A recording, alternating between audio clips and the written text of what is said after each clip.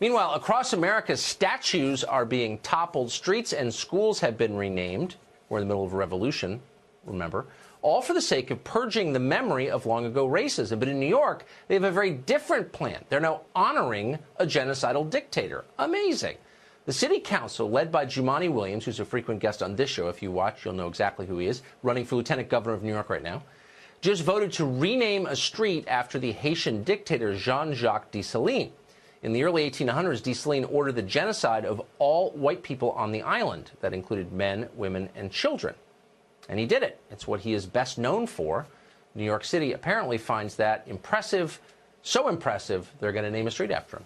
Seth Barron is associate editor of City Journal. He joins us tonight. Seth, thanks a lot for coming on. Did I overstate that? No, I think you were right. I mean, you were right. Welcome to year so what zero. Is this about? Exactly. Well, I think it would make perfect sense to have a statue or a street named after Jean-Jacques Dessalines in Port-au-Prince, the Haitian capital. Right. I don't understand why we're doing it in New York City. I mean, there are a number of Haitians here in Brooklyn, yes. Near there.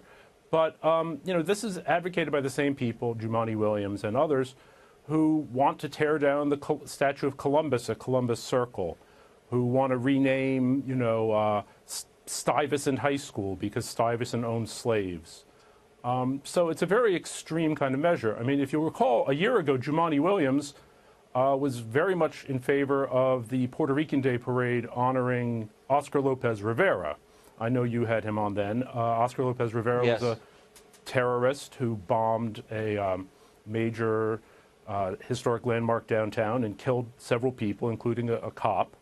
But this is who, there he is. This is who the city is now apparently honoring and favoring. There are a couple of interesting things about this, but the first is that multiculturalism isn't real. So we were told that multiculturalism is when lots of cultures kind of coexist happily and all that.